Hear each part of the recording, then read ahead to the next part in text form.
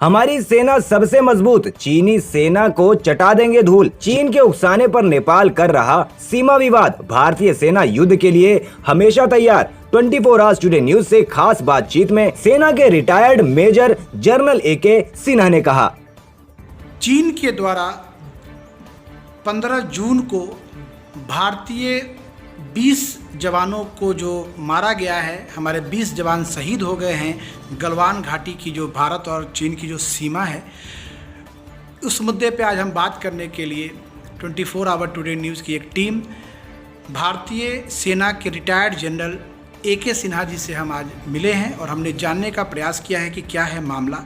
चीन बार बार भारतीय सेना के साथ क्यों युद्ध करने की बात कर रहा है, गतिरोध कर रहा है, इन तमाम बातों पे आज हम इनसे जानेंगे और चीन की क्या नीति है, भारत कैसे इससे लड़ेगा, इस पे भी हम इनसे बात करेंगे।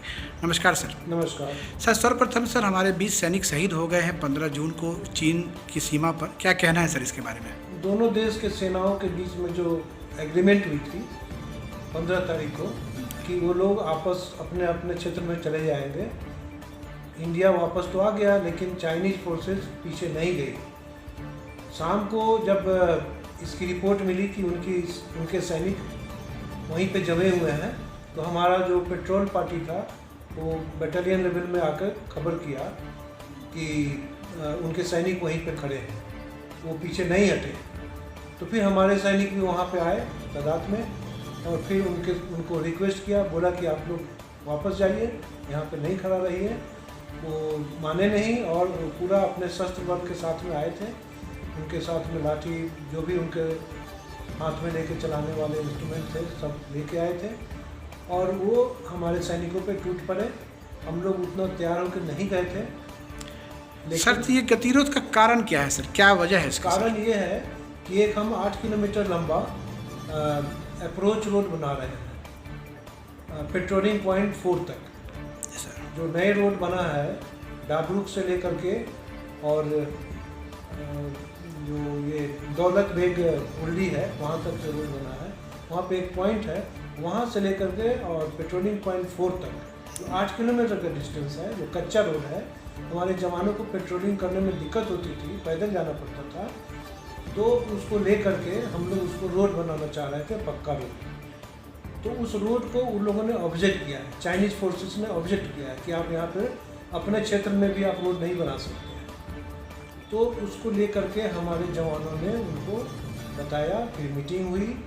मीटिंग होने के बाद मीटिंग में जो भी समझौता हुआ वापस जाने का, वो लोग माने नहीं और वो ज़बरदस्ती हमारे क्षेत्र को क्लेम करके और हमारे जवानों के साथ मार पिटाई। सर, ये डोकलाम में भी वो संघर्ष कर रहे थे, तो डोकलाम का में मामला कुछ बताएंगे? डोकलाम जो था 2017 में घटना हुई थी, वो सिक्किम और भूटान के बीच में एक जगह है डोकलाम, वहाँ पे भी यही स्थिति थी। तो उस स्थिति में वहाँ पे भी वो लोग जमे हुए थे काफ़ी दिन तक, वहाँ से हट नहीं रहे थे, वो अंदर घुसना चाहते थे। हमारे जवान भी वहाँ पे मोर्चा संभाल लिए और उनको अंदर जाने नहीं दिया। काफ़ी दिन तक जो है मीटिंग हुई, उसके बाद में फिर वो लोग वापस चले। सर, अभी वर्तमान में मोदी जी की सरकार है और मोदी जी कह रहे हैं कि हम जवानों की जो कुर्बानी है उसको व्यर्थ नहीं जाने देंगे। आपको क्या लगता है सरकार की क्या नीति है इस पर? चीन के साथ में हम लोग का जो बॉर्डर है वो डिमार्केटेड नहीं है ग्राउंड पे, उसको लाइन ऑफ एक्चुअल कंट्रोल बोलते हैं। लाइन ऑफ एक्चुअल कंट्रोल ज़मीन पे चूँकि मार्क नहीं है, इसलिए जो भी वहाँ पे जिस पोजीशन में जो सैनिक है दोनों देश का जहाँ बैठे हुए हैं, उसी को लाइन ऑफ एक्चुअल कंट्रोल माना जाता है।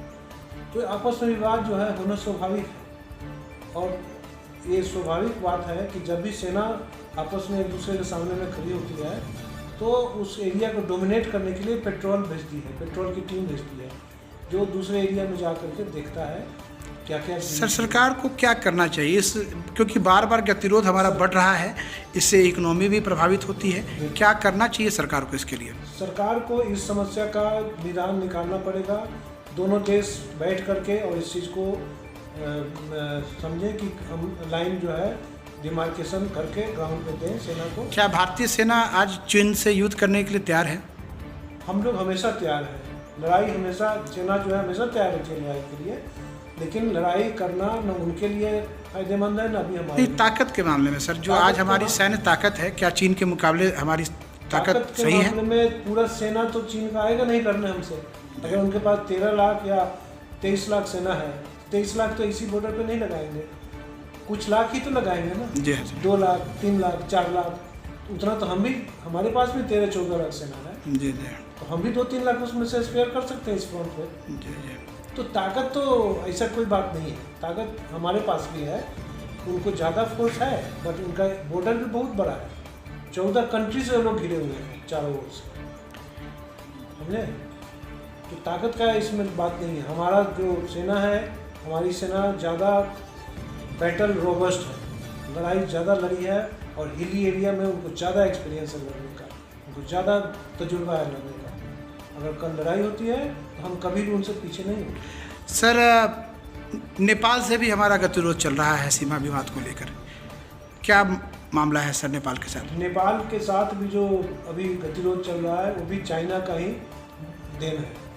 नेपाल सरकार को चाइनीज़ गवर्नमेंट ने प्रवोक किया है, क्योंकि वहाँ कम्युनिस्ट सरकार है अभी, नेपाल में अभी कम्युनिस्ट सरकार है, जो नहीं चाहता है कि इंडिया के साथ में रिलेशन ठीक हो। हमारे साथ नेपाल का सदियों से बेटी और रोटी का रिश्ता रहा है।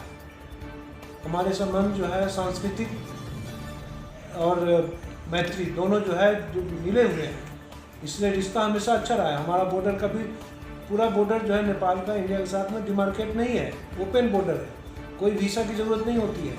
क्योंकि चाइनीज उनको कान भरा, उनको इन्वेस्टिगेट किया, बहकावा दिया है, और तब नेपाल की कम्युनिस्ट सरकार जो है नया प्रॉब्लम क्रिएट किया है लिपू लेक एरिया में, जहाँ पे हमने रोड बनाया है, उस एरिया को वो क्लेम कर रहे हैं।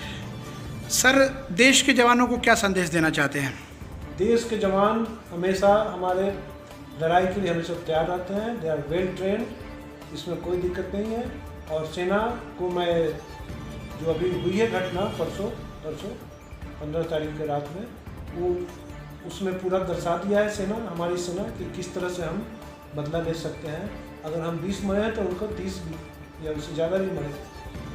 तो इस मामले में सेना जो है काफ़ी स्ट्रांग है, और भारत की सेना किसी भी तरह के हमले के जवाब देने के लिए हमेशा तैयार है। सर, कूटनीति की बात जब होती है तो हमें क्या, जैसे अभी जनता के द्वारा चाइनीज़ सामानों का बहिष्कार किया जा रहा है, काफ़ी एक आंदोलन भी चल रहा है कि चाइनीज़ सामानों को बहिष्कार किया जाए, क्या लगता है अर्थव्यवस्था के लिए ये सही है?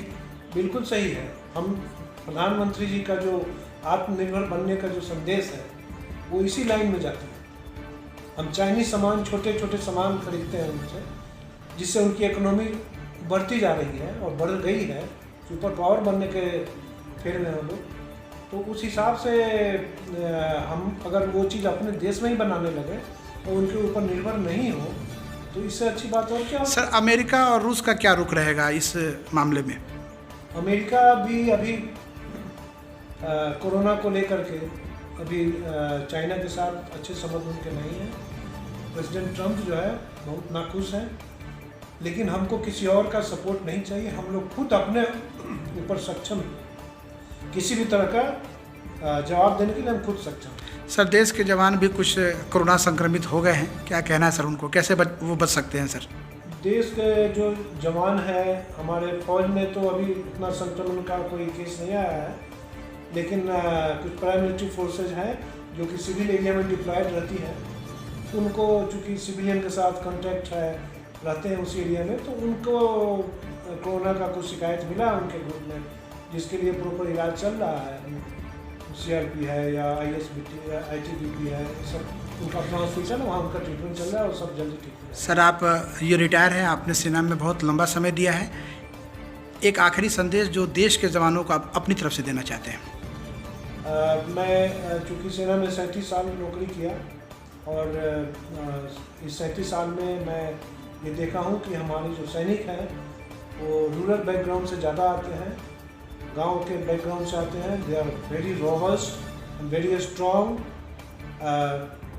वो किसी भी मामले में वो किसी भी दुनिया की किसी भी अच्छे सेना से हमारी सेना बहुत ही मजबूत है, और मैं प्रार्थना करता हूँ भगवान से ये स्थिति जो है बनी जाए और हमारी सेना देश की रक्षा के लिए हमेशा तत्पर है।